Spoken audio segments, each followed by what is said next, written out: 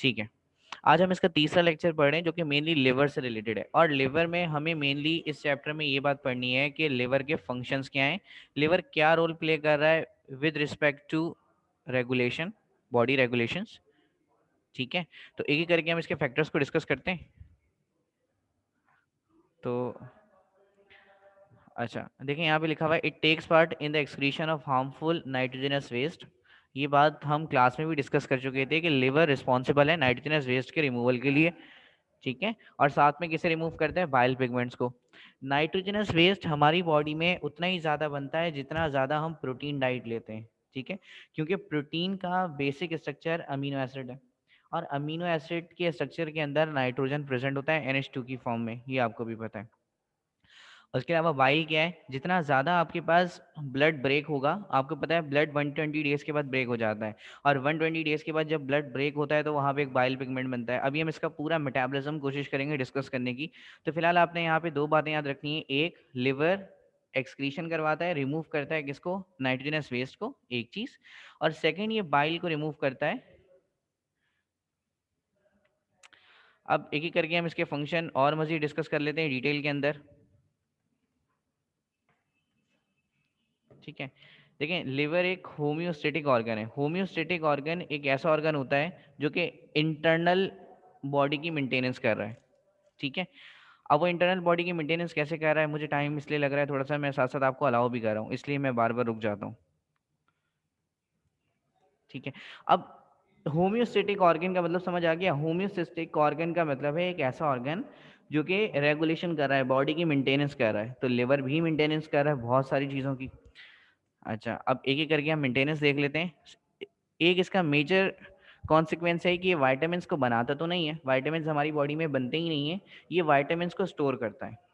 ठीक है, अच्छा अब वाइटामिन होते क्या हैं, आपने first year chapter number 2 biological molecule में पढ़ा होगा। अभी फिलहाल वाइटामिन मैं आपको दोबारा बता रहा हूँ। वाइटामिन ऐसे ऑर्गन्स, जो ऐसे केमिकल्स होते हैं, मैं यहाँ पे मेंशन भी कर देता हूँ आपके लिए, क्योंकि हमारे सिलेबस का पार्ट तो नहीं है, लेकिन वाइटामिन आपको पता होने चाहिए कि वाइटामिन हम कहते किसे हैं। ठीक है, तो वाइटामिन आपके पास क्या है, वाइटामिन आपके पास नेसेसरी केमिकल्स हैं जो कि बॉडी को लाजमी चाहिए होते हैं, नेसेसरी केमिकल्स हैं। ठीक है, अच्छा फॉर, हम ये कह सकते हैं growth and development, mainly growth के लिए एंड मेटाबॉलिज्म के लिए, बॉडी में होने वाले रिएक्शंस के लिए भी इन वाइटामिन नेसेसरी होते हैं। इसके अलावा ग्रोथ के लिए भी वाइटामिन बहुत नेसेसरी होते हैं। अब साथ साथ अलाउ भी करना है, चलो कर देते हैं। ठीक है, अच्छा एक बात आपने और याद रखनी है, एक तो पॉइंट हो गया ये, ठीक है, बट साथ में आपने क्या रखना है कि वाइटामिन हमारी बॉडी में सिंथेसाइज नहीं होते। तो यहाँ पे हम भी लिख देते हैं, but not synthesize in body. Not synthesize in body का मतलब है वाइटामिन वो केमिकल्स हैं जो कि ग्रोथ और मेटाबॉलिज्म के लिए चाहिए होते हैं, लेकिन हमारी बॉडी से खुद नहीं बना सकती। ठीक है, अब फ्यू एक्सेप्शंस हैं, वो तो हर चीज में होते हैं। इसका मतलब डाइट में हमें लाजमी तौर पे वाइटामिन लेने ही लेने। अगर हम वाइटामिन डाइट में नहीं लेंगे तो जाहिर बात है ग्रोथ और मेटाबॉलिज्म दोनों पे फर्क पड़ेगा, क्योंकि हमारी बॉडी वाइटामिन को बनाती ही नहीं है। ठीक है, अच्छा अब वाइटामिन की होती हैं दो टाइप्स, एक को हम कहते हैं वाटर सॉल्युबल वाइटामिन।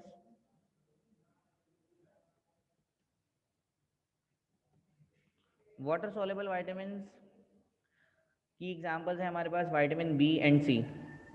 इसी तरह से एक होते हैं fat soluble vitamin. Fat soluble vitamin जारी बात है वो केमिकल्स हैं जो कि फैट के अंदर डिजॉल्व होते हैं, मींस ऑयल के अंदर डिजॉल्व होते हैं। इसकी एग्जांपल है हमारे पास A, D, E and K। तो वाइटामिन क्या हैं, वाइटामिन वो नेसेसरी केमिकल्स हैं जो कि ग्रोथ और मेटाबॉलिज्म के लिए चाहिए होते हैं। प्लस आपने याद क्या रखना है कि हमारी बॉडी से सिंथेसाइज नहीं कर सकती, हमारी बॉडी से सिंथेसाइज नहीं कर सकती। विटामिन की दो टाइप्स हैं, एक को हम कहते हैं फैट सॉल्युबल विटामिन और एक को हम कहते हैं water soluble vitamin. Water soluble vitamin वो विटामिन होते हैं जो कि पानी में हल हो जाते हैं। फैट सॉल्युबल विटामिन वो विटामिन होते हैं जो कि पानी में हल नहीं होते। अच्छा, अब आगे चलिए, थोड़ी सी नॉलेज और ले लीजिए। Water soluble vitamin water soluble vitamin को डिफिकल्ट होता है इनटेक करना।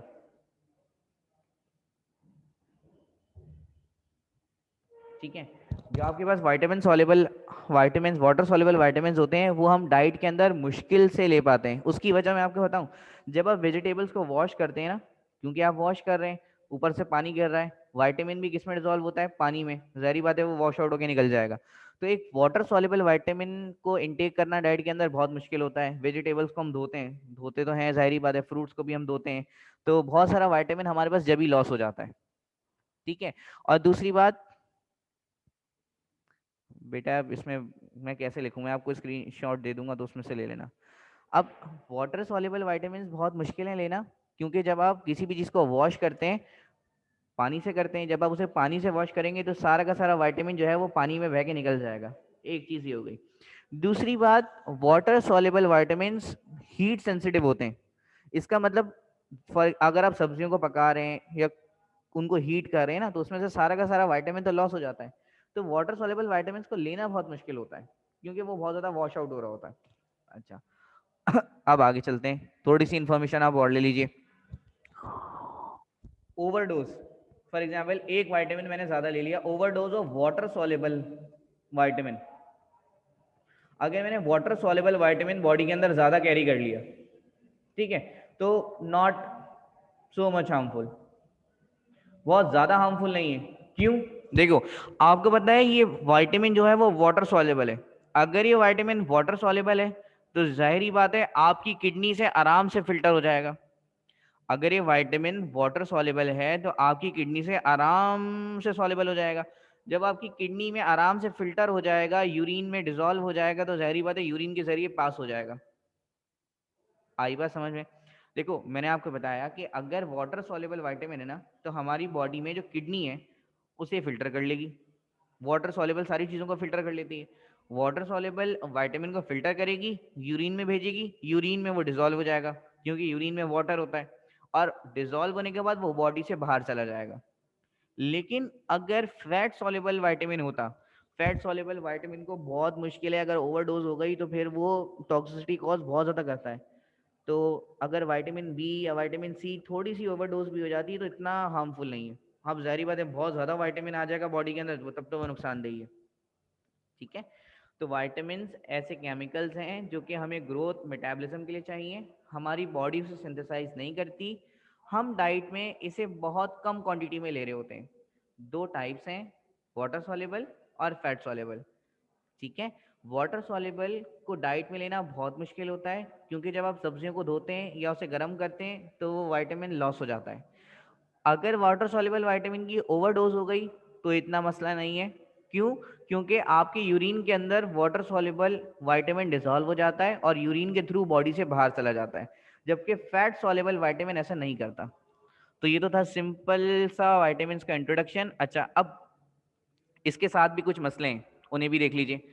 मैंने आपको यहाँ पे एक डेफिनेशन लिखवाई है। डेफिनेशन आपसे कह रही है कि but not synthesize in the body. ऐसा नहीं है, कभी कभी एक्सेप्शंस भी हो जाती हैं। फॉर एग्जांपल, अगर मैं आपसे चूहों की बात करता हूँ ना, रैट की, चूहों की बात करता हूँ, चूहों की बॉडी में विटामिन सी बनता है खुद। चूहों की बॉडी में विटामिन सी बन रहा होता है, जबकि डेफिनेशन क्या है, विटामिन सी बॉडी में सिंथेसाइज नहीं हो सकता, जबकि चूहों की बॉडी में विटामिन सी बनता है। ठीक है, अच्छा, इसलिए उन्हें कभी भी स्कर्वी नहीं होती।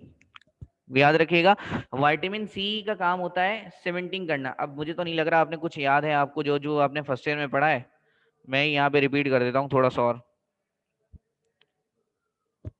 विटामिन सी का काम है, विटामिन सी का काम है सीमेंटिंग करना।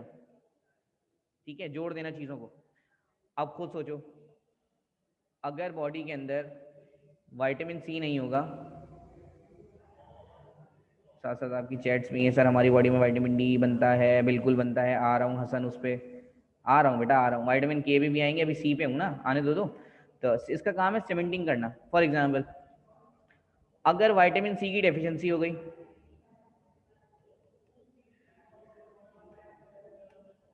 विटामिन सी की डेफिशिएंसी हो गई,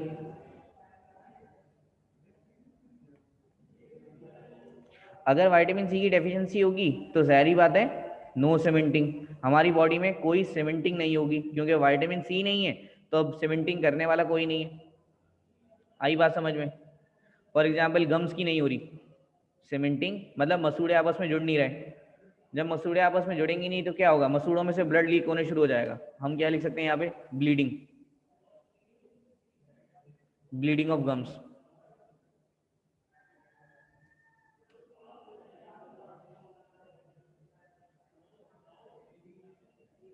ठीक है, और ब्लीडिंग ऑफ गम्स को हम एक साइंटिफिक टर्म भी यूज करते हैं इसके लिए, जिसे हम कहते हैं स्कर्वी। तो मैंने आपको बताया कि चूहों के अंदर विटामिन सी खुद बनता है, खुद बनता है। ठीक है, चूहों को विटामिन सी डाइट में लेने के लिए जरूरत, डाइट में लेना जरूरी नहीं है। विटामिन सी का काम क्या होता है, सीमेंटिंग करना। अब अगर विटामिन सी बॉडी के अंदर नहीं है तो गम्स की सीमेंटिंग नहीं होगी। जब गम्स एक दूसरे से जुड़ेंगे नहीं, क्या होगा, उसमें से ब्लड लीक होना शुरू हो जाएगा। तो इसे हम कहते हैं स्कर्वी। सिर्फ बताना ये चाह रहा हूं कि चूहे को कभी भी स्कर्वी हो ही नहीं सकती, चूहों के गम्स में से कभी ब्लीडिंग नहीं होगी, क्योंकि विटामिन सी उनकी बॉडी में खुद ब खुद बनता है। हम अगर विटामिन सी नहीं लेंगे, हमारी गम्स में से ब्लीडिंग होना स्टार्ट हो जाएगी। तो हमारे लिए विटामिन सी बहुत जरूरी है, क्योंकि हमारी बॉडी विटामिन सी नहीं बनाती। अच्छा, अब आगे चलिए। हमारी बॉडी के अंदर, इसी तरह से चूहों को बताया ना, इसी तरह से अगर हम ह्यूमंस की बात करें तो ह्यूमंस की बॉडी के अंदर विटामिन डी और विटामिन के बन रहा होता है। ठीक है, ह्यूमंस की बॉडी के अंदर विटामिन डी और विटामिन के दोनों बन रहे होते हैं। बेटा आप, मुझे आपको एक्सेप्ट भी करना पड़ता है, इसलिए मैं बार बार रुक जाता हूँ। अच्छा, विटामिन डी किससे बनता है ये भी सुन लो।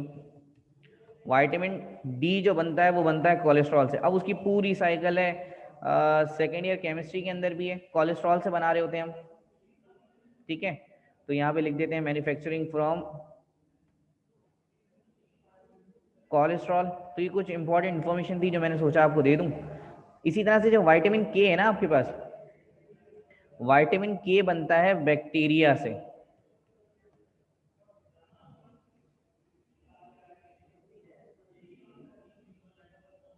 ये आपके पास बन रहा होता है फ्रॉम बैक्टीरिया से। तो ये कुछ बातें याद रख लो, ताकि कभी भी अगर आपसे कोई बोले कि विटामिन हमारी बॉडी में नहीं बनते, तो एटलीस्ट आपको पता होना चाहिए कि ऐसा 100% नहीं है। कुछ विटामिन ऐसे हैं जो कि बनते हैं, जिसमें दो एग्जाम्पल्स मैंने आपको दी। एक विटामिन डी है जो कि हमारी बॉडी के कोलेस्ट्रॉल से बनता है, और एक विटामिन के है जो कि हमारी बॉडी के बैक्टीरिया बना रहे होते हैं, जिसे हम कहते हैं गुड बैक्टीरिया।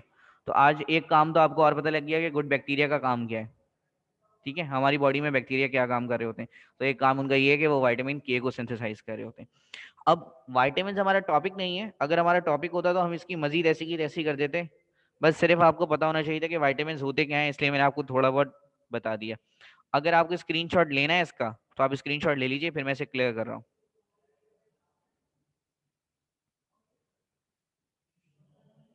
ठीक है क्लास,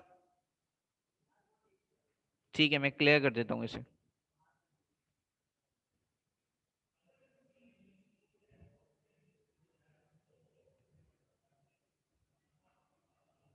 अभी तक आप आ रहे हैं अफान? ठीक है सर, माशाल्लाह, बहुत थोड़ा बहुत। हाँ बेटा, वाइटामिन का टॉपिक नहीं है, वरना तो फिर हम इसको अच्छे खासे से पढ़ लेते ज़रा। अच्छा, तो वही से हम कर देते हैं क्लियर, पहली बात। अब सुन लो, पीछे वाली स्लाइड एक दफ़ा फिर लगा दें, ये लो लगा दी। इसका क्या करेंगे बेटा, स्क्रीनशॉट लेके?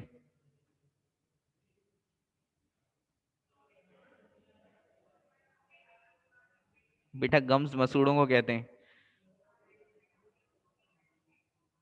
ठीक है, जिसमें आपके दांत लगे हुए होते हैं। अच्छा खैर बेटा, वाइटामिन तो पढ़ाने दो अब मुझे, वाइटामिन पे आ जाते हैं। अब देखें, लिवर क्या काम करता है। लिवर विटामिन ए को, विटामिन बी को और विटामिन डी को स्टोर करता है। ठीक है, लिवर का हमारी बॉडी में क्या काम है, लिवर विटामिन ए को, विटामिन बी को और विटामिन डी को स्टोर करता है। तो यहाँ पे डेफिनेशन मैंने क्या लिखी है, liver stores a number of vitamin such as vitamin A, vitamin B, vitamin D. ठीक है, अब मुझे बताइए, आपने पढ़ा हुआ है विटामिन ए की अगर कमी हो जाती है बॉडी के अंदर तो क्या फर्क पड़ता है? विटामिन ए की अगर कमी हो जाती है या विटामिन बी की कमी हो जाती है या विटामिन डी की कमी हो जाती है तो किसी को पता है बॉडी के अंदर क्या होता है? अगर किसी को पता है तो चैट में बता दें। नहीं पता। मैं यहाँ पे मेंशन बोन्स बोन्स, शाबाश। क्लब ब्लाइंडनेस, शाबाश बेटा, नेट पे देख लिया होगा तुम लोगों ने सबने, है ना? बॉडी पेन, शाबाश, ठीक है।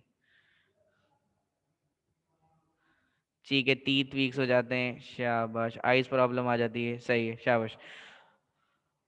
अब मैं फिर लिख रहा हूँ कुछ बातें, अगर आप चाहें तो उसे नोट कर लीजिए। बेटा विटामिन ए, विटामिन ए अगर बॉडी के अंदर कम हो जाता है, इसका मतलब अगर विटामिन ए की डेफिशिएंसी हो जाती है बॉडी के अंदर तो ब्लाइंडनेस हो जाती है, जिसे हम कहते हैं नाइट ब्लाइंडनेस। ठीक है, अगर बॉडी के अंदर विटामिन डी की डेफिशिएंसी हो रही है, विटामिन डी आपकी बॉडी में कम है, नहीं बन रहा, तो फिर आपकी बॉडी में रिकेट्स हो जाते हैं। रिकेट्स कहते हैं सॉफ्टनिंग ऑफ बोन्स को।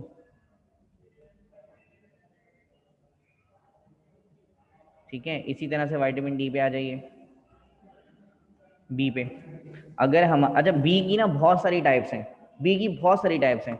विटामिन बी वन भी है, vitamin B two, vitamin B three, vitamin B five, B six, B seven, B nine, B twelve. Vitamin B बहुत सारी तरह के होते हैं। ठीक है, तो मैं सिर्फ आपको एक पर्टिकुलर विटामिन की बता देता हूँ जो बहुत इंपॉर्टेंट है, विटामिन बी सेवन। अच्छा, विटामिन बी सेवन को हम बायोटिन भी कहते हैं। ये बहुत बेसिक नॉलेज है, आपको सब पता होनी चाहिए। विटामिन बी सेवन अगर नहीं होती है तो बाल्डनेस हो जाती है। बाल्डनेस का मतलब आप गंजे हो जाते हैं, चांद नजर आने लग जाता है आपके सर पे। विटामिन बी कॉम्प्लेक्स, सही, शाबाश। तो ये सब है। तो विटामिन ए की डेफिशिएंसी में आपके पास ब्लाइंडनेस हो जाती है, आप देख नहीं सकते हैं।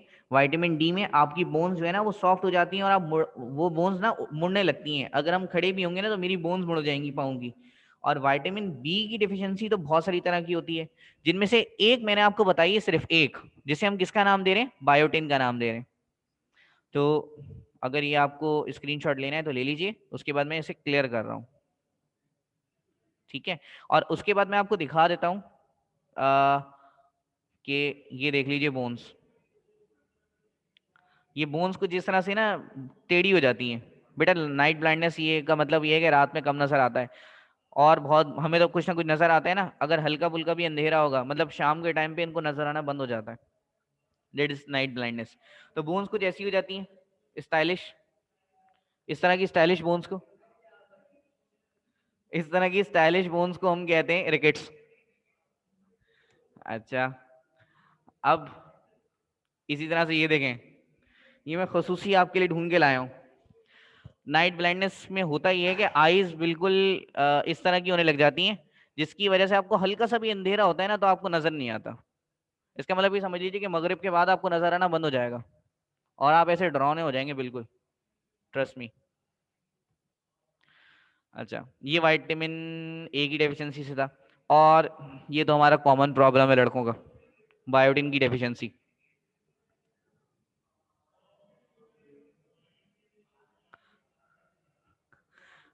तो अच्छा, ये जब भी हेयर्स गिरने लग जाते हैं ना, हेयर्स अगर गिरने लग जाते हैं तो दो विटामिन की डेफिशिएंसी होती है। ये बात भी बहुत बहुत ज्यादा इंपॉर्टेंट है, और मेरे हिसाब से ये बात भी आपको पता होनी चाहिए, तो मैं इसके बारे में भी कुछ ना कुछ लिख देता हूँ, आप नोट कर लीजिए। ये चीजें थोड़ी सी इंपॉर्टेंट है, मेरे हिसाब से आपको पता होनी चाहिए। ठीक है, जब भी हेयर फॉल होना स्टार्ट होता है, ठीक है, तो समझ जाइएगा दो विटामिन की डेफिशिएंसी होती है। एक हो सकता है कि आपके पास विटामिन ई की डेफिशिएंसी हो जाए, और दूसरा एक विटामिन है विटामिन बी सेवन, जिसे हम किसका नाम देते हैं? बायोटिन। ठीक है, तो इन दो विटामिन की वजह से आपके पास हेयर फॉल होने लग जाता है बहुत ज्यादा। अब आपको पता कैसे लगता है कि विटामिन ई की डेफिशिएंसी है? बेटा अगर आप के नेल्स भी खराब हो रहे हैं ना, नेल्स खराब हो रहे हैं, थोड़ी सी स्किन भी खराब हो रही है और अजीब सी रप्चरिंग हो रही है स्किन, तो आप समझ जाते हैं कि विटामिन ई की कमी है बॉडी के अंदर। ठीक है, विटामिन ई नेल्स के लिए भी अच्छा होता है, हेयर्स के लिए भी अच्छा होता है, और भी इसकी कुछ इंपॉर्टेंस है, एंटीऑक्सीडेंट के तौर पे भी काम करता है, वो एक अलग पूरी मैकेनिज्म है उसका, किसी दिन डिस्कस करेंगे। विटामिन बी 7 जो है ना, विटामिन बी 7 तो मेनली हेयर फॉल के लिए। तो अगर हम इसका ट्रीटमेंट भी देखें तो अगर आपको बाल्डनेस हो रही है ना, या आपको ऐसा लग रहा है कि हेयर्स कम हो रहे हैं, अब हेयर कम किस वजह से हो सकते हैं, कॉजेस क्या हो सकती हैं ऐसी, अगर हम सोचें कॉजेस के बारे में, तो भाई कोई आपसे पूछे, आपको इतनी बात पता है कि भाई विटामिन बी 7 देना है बायोटिन जब आपके बाल गिरेंगे, आपसे कोई ये पूछ सकता है ना कि सर बाल क्यों गिर रहे हैं या मिस बाल क्यों गिर सकते हैं, तो अब याद रखिएगा, अगर आप स्ट्रेस ले रहे हैं, स्ट्रेस में, आप टेंशन में, बाल लाजमी गिरेंगे। ठीक है, क्योंकि हार्मोनल इम्बैलेंस होना शुरू हो जाता है, हार्मोन्स आपकी बॉडी में सही तरह से रेगुलेट नहीं हो रहे होते, हमें डाइट में लेने पड़ते हैं, लाजमी तौर पे टेंशन से आपके बाल गिरना शुरू हो जाएंगे। दूसरी चीज, आप अगर उसे प्रॉपरली वॉश नहीं करें, इसका मतलब उसके अंदर सॉइल कंटेंट बहुत ज़्यादा हो रहा है। अगर सॉइल कंटेंट बहुत ज़्यादा है हेयर्स के अंदर, मीन्स के आप बहुत ज़्यादा सफ़र कर रहे हो, सफ़र करने के बाद आपके बाल में बिल्कुल धूल मट्टी है और आप उसे धो नहीं रहे प्रॉपरली, तो जहरी बात है आपका हेयर कंटेंट ख़त्म हो जाएगा। फिर तीसरी चीज़, लेस ऑयल कंटेंट। देखो अगर आपके बालों के अंदर ज़्यादा तेल है ना, तो भी आपके बाल गिर जाएंगे, ये याद रखना। जितनी ज़रूरत है उससे ज़्यादा भी अगर आप यूज़ करने लग जाओगे ना, तो भी आपके बाल गिरेंगे, और कम यूज़ करोगे तो भी बाल गिरेंगे। बहुत सारे लोग ऐसे होते हैं कि रोज़ाना तेल लगा रहे होते हैं, तो भाई रोज़ाना तेल लगाने की ज़रूरत नहीं है, वो तो फिर एक्नी को लीड कर जाता है। अगर आपके हेयर फॉल हो भी रहा है तो आप हफ्ते में 3 दफ़ा लगा लें, बहुत है। अच्छा, इसके अलावा एक वुमेन्स के अंदर बहुत इंपॉर्टेंट चीज़ है जिसे हम कहते हैं ब्रेस्ट फीडिंग। अगर आप ब्रेस्ट फीडिंग करवा रहे हैं तो भी आपके हेयर लाजमी गिरेंगे, क्योंकि आपकी पूरी बॉडी का न्यूट्रिशन आपकी बेबी के पास जा रहा होता है ऐसे केस में भी आपका हेयर फॉल हो रहा होता है। और भी बहुत सारी रीजंस हैं, मैंने यहाँ पे आपके सामने कुछ रीजंस डिस्कस किए हैं।